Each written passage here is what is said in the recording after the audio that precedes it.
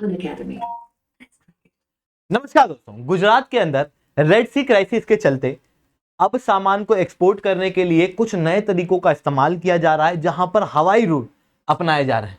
अब ये कैसे हो रहा है, क्यों हो रहा है, क्यों हम लोग हवाई जहाज का प्रयोग कर रहे हैं, सस्ते जहाजों का प्रयोग नहीं कर रहे हैं, उसे मैं शुभेंद्र चौहान इस सेशन के अंदर डिस्कस करूंगा। बट उसके पहले आप लोग मेरे साथ में SRC10 टेलीग्राम ग्रुप के ऊपर जुड़ सकते हो। मेरे क्लास की अपडेट, पीपीटी, पीडीएफ सब कुछ आपको वहां पे मिल जाएगी। इसके अलावा अगर आप लोगों को यूपीएससी सीएससी की तैयारी करना है, इंडिया के टॉप एजुकेटर से ऑफलाइन क्लासेस के अंदर पढ़ना है, तो दोस्तों दिल्ली के करोल बाग मुखर्जी नगर के अंदर, प्रयागराज के सिविल लाइंस के अंदर ऑलरेडी अनअकैडमी के सेंटर्स खोले जा चुके हैं। आप चाहते हो तो उसके अंदर अपने आप को एनरोल कर सकते हो। इसके अलावा दोस्तों, आप जब अनअकैडमी के ऑफलाइन सेंटर्स के अंदर जाओ तो आप ये कोड यूज कर सकते हो, जिसके बाद में आपको 40% तक का डिस्काउंट प्राप्त होगा। चलिए दोस्तों, अब समझने का प्रयास करते हैं यहाँ पे हुआ क्या। देखो, ये है रेड सी, जो कि अफ्रीका और मिडिल ईस्ट के बीच में एक पतली सी पानी की स्ट्रिप है। जितनी ये पतली स्ट्रिप है ना, उतनी ही स्ट्रेटेजिकली इंपॉर्टेंट है, क्योंकि ये सबसे छोटा रास्ता है भारत का और इवन ये ईस्टर्न वर्ल्ड का यूरोप के साथ में व्यापार करने के लिए। इस कारण से दुनिया का 12% तक व्यापार इस क्षेत्र से होता है। इवन आप यहां पर देख सकते हो, ओमान, यूएई, सऊदी अरेबिया, ये कंट्री यहां पर देखने को मिल रही है जो ग्लोबल लेवल पे ऑयल सप्लाई करती है। ऐसी कंडीशन में एनर्जी सिक्योरिटी के लिए ये रेड सी के अंदर सिक्योरिटी होना बहुत ज्यादा जरूरी है। बट रिसेंटली क्या हुआ है, यहां पर इजराइल के अंदर युद्ध हुआ। युद्ध में एक तरफ इजराइल सरकार थी, दूसरी तरफ था हमास। हमास के सपोर्ट में ऐसा लग रहा था कि शायद मिडिल ईस्ट की कोई कंट्री आएंगी, बट कोई नहीं आई। ऐसी कंडीशन में यमन के अंदर बैठे हुतीज ने इजराइल के अंदर बैठे हमास को सपोर्ट किया, क्योंकि इन दोनों को ही हथियार सप्लाई करता है ईरान।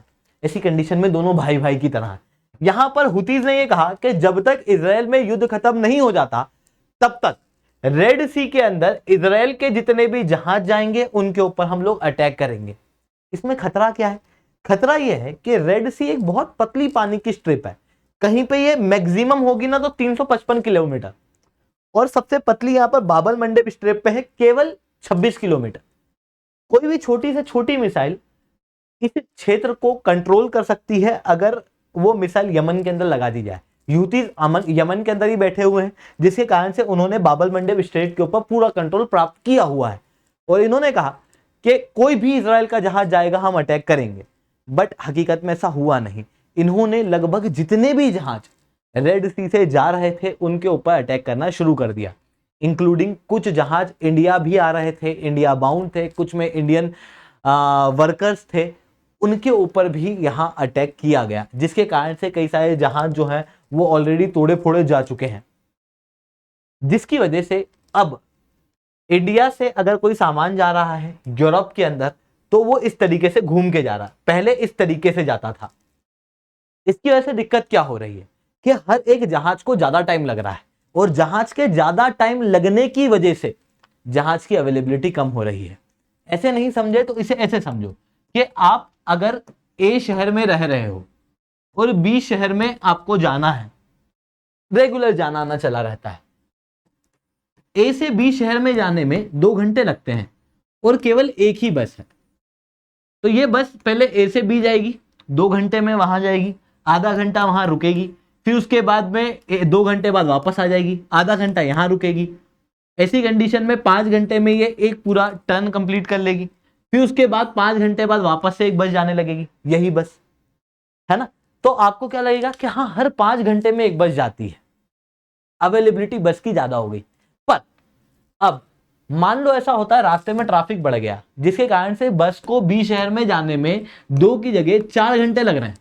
ऐसी कंडीशन में जो पूरा लूप है उसको कंप्लीट करने में कैसा लगेगा? 4 आधा, 4 आधा, यानी कि लगभग 9 घंटे। तो अब बस 9 घंटे में जा रही है, पहले 5 में जा रही थी, क्योंकि अब टाइम ज्यादा लग रहा है इस कारण से हर 9 घंटे में जा रही है। मतलब बस की अवेलेबिलिटी कम हो गई ना। ठीक उसी तरीके से हो रहा है कि जहाजों को क्योंकि लंबा रूट लेना पड़ रहा है, इस कारण से नंबर ऑफ जहाज की अवेलेबिलिटी कम है। ऐसी कंडीशन में यह किया जा सकता है कि नंबर ऑफ जहाज और चला दो, पर ऐसा हो नहीं रहा है, क्योंकि एग्जिस्टिंग जहाज ऑलरेडी तोड़ फोड़ दिए गए हैं हुतीज के द्वारा। वहीं नए जहाज बन नहीं रहे, जिसके कारण से उल्टा टैंकर की शॉर्टेज देखने को मिल रही है।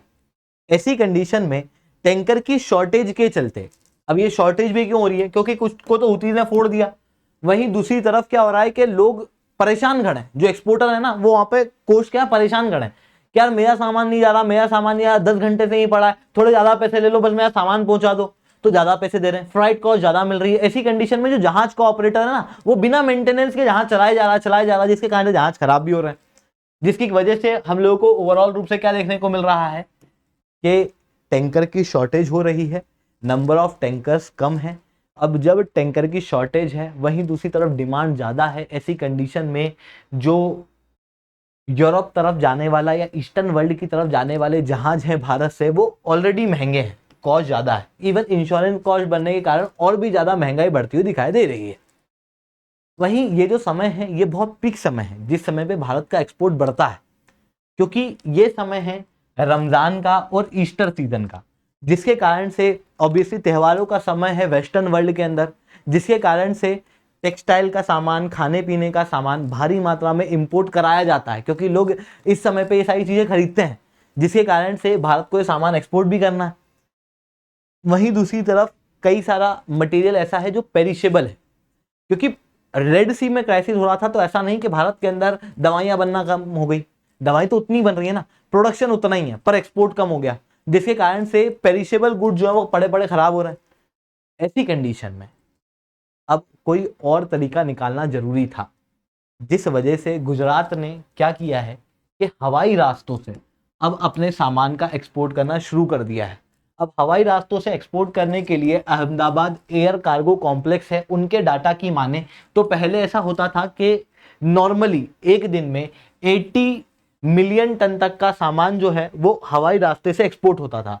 कभी अगर बहुत रश बढ़ गया तो लगभग 100 मिलियन टन का, पर अब 200 मिलियन टन रेगुलर एक्सपोर्ट हो रहा है अहमदाबाद के यहां से, जो क्लियरली दर्शाता है कि एयर के ऊपर डिपेंडेंसी बढ़ गई है, क्योंकि रेड सी के अंदर क्राइसिस चल रहा है। वहीं मुंबई बेस्ड लॉजिस्टिक कंपनी की माने तो Kuwait, Saudi Arabia, UAE, Muscat और ईस्ट अफ्रीका के अंदर भारत के एक्सपोर्ट हवाई रास्ते से पहले 600 मिलियन टन होते थे, अब 900 मिलियन टन हो चुके हैं।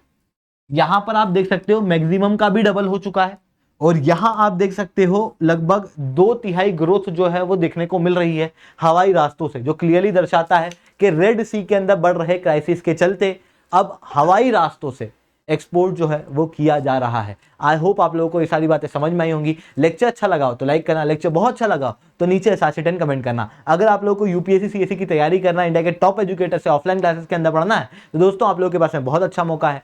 अनअकैडमी के टॉप एजुकेटर अब आप लोगों को ऑफलाइन क्लासेस के अंदर पढ़ाएंगे, दिल्ली के करोलबाग मुखर्जी नगर के अंदर, प्रयागराज के सिविल लाइन्स के अंदर। अगर आपको हमारा सेंटर देखना है तो इस वीडियो को एंड तक देखना।